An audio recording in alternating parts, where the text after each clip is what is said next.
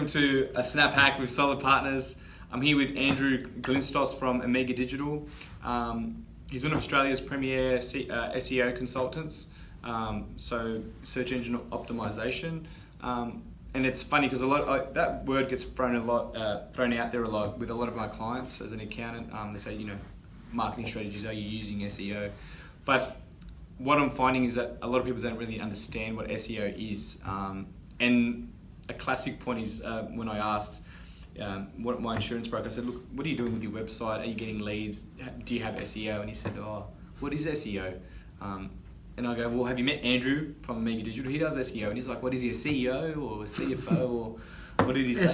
SOA. And he didn't understand the concept. So I guess Andrew's here to answer some tricky questions to all the business owners out there of what is SEO in layman's terms, Andrew? So SEO is a process of improving search engine rankings on Google for your business website. So if you sell LCD TVs or LED TVs or 4K TVs, you want those keywords to be ranking first. So no matter you've got a product or a service, you want that ranking highly on Google based on what your customer and target audience are searching for. So basically, everyone uses Google or Bing or whatever you want to call it. You type something in. Essentially, what Andrew's saying is, do you want to be at the top of the list? Which, if you're in business, 99% or 100% should be saying yes. Now, I get this question a lot because as an accountant, a lot of people come to me and refer and say, look, I'm sort of the portal where they say, who should I go to? Why should I use Andrew versus Joe Blogs down the street who does SEO? So I get a good question, and I'm sure it's not going to be a yes or a no, but what's the difference between good SEO and bad SEO? Well, I guess it depends on who you're speaking with, yeah, right? But bad SEO, and according to Google, will be anything that is deceptive and that particular, whether it's a business itself or the SEO that's being paid to work on a particular website, if they're doing anything that goes against Google's search quality guidelines or Bing's quality guidelines, sure, that will be seen as manipulating the algorithm so they can sort of cheat their way to the top, and it'll be sort of like paying a referee to throw a game, or paying a team to throw a game. Okay, because I've heard that in the past, where people do what's called like look, I'm not an SEO consultant, but backlinking, or where they basically outsource this thing to India, and there's like a trove of people just sitting at computers, and they're basically getting your website to link on these random websites. So is that the sort of deceptive practices? It's definitely one part of it, and it's a big part of it. And sure, Google's become more intelligent at working out link spam, as they call it. Okay. So when Google will actually ban and penalise websites that they can clearly determine that they've been engaging in what they call black hat SEO. Black hat, that's the terminology. That's the terminology, and and what's so black hat? That's that sort of stuff. But what's white hat then? Well, white hat is what Google would identify as proper because there's no sort of body in terms of SEO that are regulating all of this stuff. Yeah. So it's just seen as what's acceptable search engine optimization work. Now, the reason that I sort of think I do white hat isn't just because Google says it's the right thing to do. Sure. We do white hat SEO because it's the right thing to do for that business or brand to actually build a successful business online. Okay. And so why should we do user experience? Not because it's a Google ranking factor. It is, but that's not why we do it as white hat SEOs. Now, tell me some of the brands that you've worked with, and I guess some of the key achievements that you guys have managed to or the results that you've gotten for those clients. And everyone says, I just want clicks to my website, and I think we had a discussion about this when we met last time. And you said to me, well, what's the point of getting all this traffic to your website, and if you haven't even got a proper website, you built it yourself, and people are just going to go there and say, well, this isn't what I've been sold with the professionalism, and you're going to have what's called a bounce rate. People get on and then immediately close their tab and see you later. So what are the biggest clients you've worked with, and some of the key results that you've achieved for them? So with recall information management, I remember previously getting rankings for document storage, which was their biggest keyword. Kennards was self-storage. Nutrition warehouse was bodybuilding supplements, which is an incredibly aggressive SEO keyword. Yes.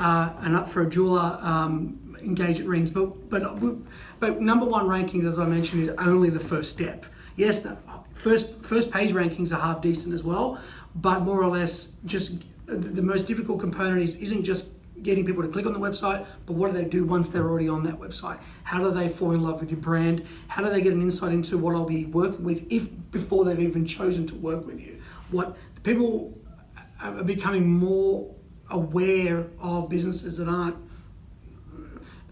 genuine, and they want to see a little bit more. They want to be sold. I didn't marry my wife on the first date, so it's a similar analogy in terms of how people are going. It's a trust game.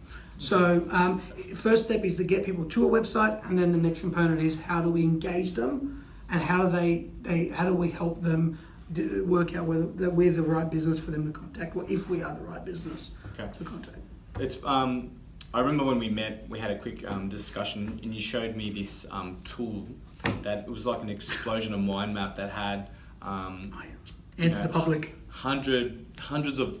You could type in a keyword to say kombucha. Andrew's drinking kombucha there. So you would type in kombucha, and then it basically creates a list of all of the relevant terms that have been searched around that. So how do you help your clients develop the right content? Like, what's that part of your consultancy service? Well, that's a good question. And like I said before, the biggest part is to get people to a website, but then what content would they find valuable? This is a value and content game, number one. And who provides the most value and who's the loudest will probably win the game over the next 5 to 10 years.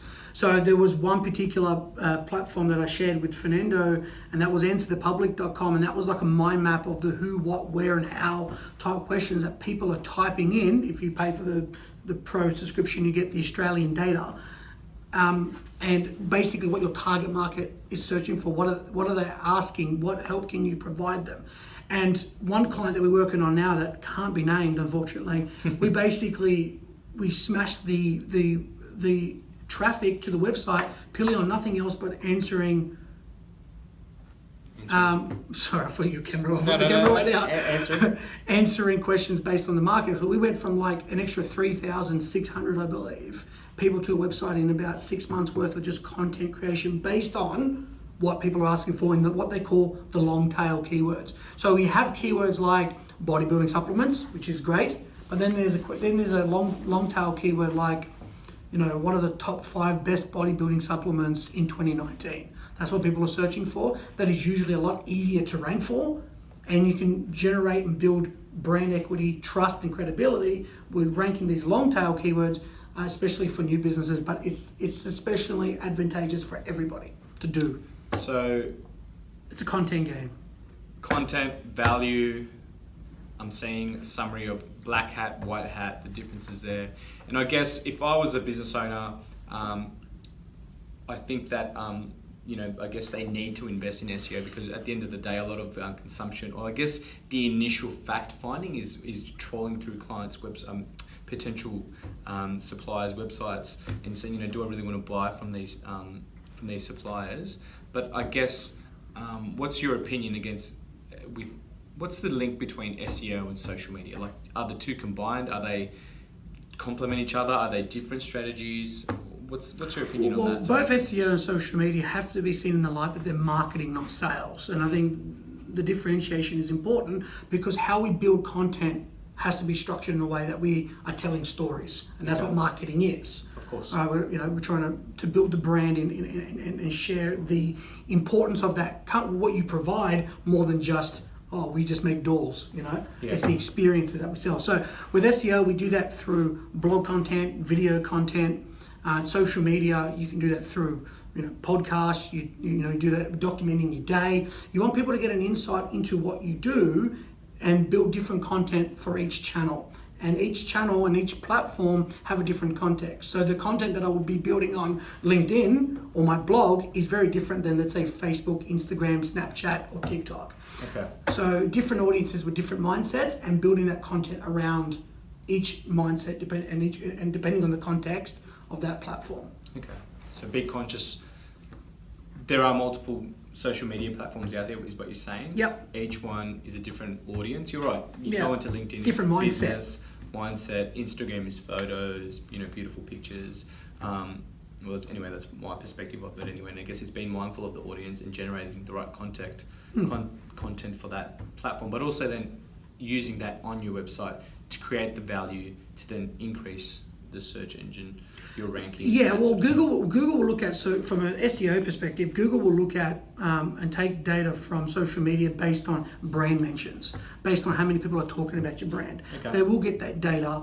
It's not going to wildly affect your search engine rankings if you have a big social media presence, and if your SEO is not great, it isn't going to just generate you big rankings, especially for keywords like I mentioned before with engage rings. But it's definitely what they call a signal or a positive ranking factor. There's 200 factors, so Google will definitely look at social media as one of them and who's talking about you and take that into consideration. But it isn't necessarily a major benefit to SEO directly, but it's good for your brand, and that's why it makes sense, and that's why you should be doing it, everybody. So guys, I think that's a good summary about SEO. What we really want to generate from this video is questions. We just want to inundate Andrew with anything that just crossed your mind around SEO, any unanswered questions. Am I getting the right service? What would a strategy like for my business look like, and how he can provide some assistance. I think he's demonstrated that he's worked with some of the top brands. He's achieved results. Summarizing today's discussion, I would say it would be, make sure you're doing the right type of SEO. So don't just use the black hat strategies, because you're going to sort of blacklist your website. Making sure that you understand it's just part of the puzzle. You're building the value. It's one key. You're getting the people's foot in the door, and then the rest of that component is sales, which is what you said is different. Marketing is SEO, and then the sales bit is how do you then get that to convert into cash. But I guess it's a very necessary piece. And just one takeaway for the audience. Yeah. And they got this far. Yep. Right? Would be if you're doing SEO, you rather do SEO yourself than do cheap SEO. And the best SEO you can do is produce content based on either getting a service like Answer the Public and find out what people are searching for, or just go to Google and try to generate the people also ask section. Okay. That is a gold mine. Okay. So if you're a plumber, you just type in plumber how to and try to generate the people also ask, and if you click the bottom and keep clicking it, more results will load, and that's going to give you some insight into what people are searching for. So it's basically when you type in a question and then the little boxes come up and it says how to build a car or whatever. You click on that. And if you scroll on to the bottom, you will see even what people also searched for. So ranking that, create content around that. 100%. Andrew, fantastic as always. So like I said, if you've got any questions, I hope you just send them our way. The links are going to be in the description below. We're going to link to Andrew's website. I hope you just flood in with questions, and we'll follow this up with probably like our Instagram Q&A type session. It's been a pleasure.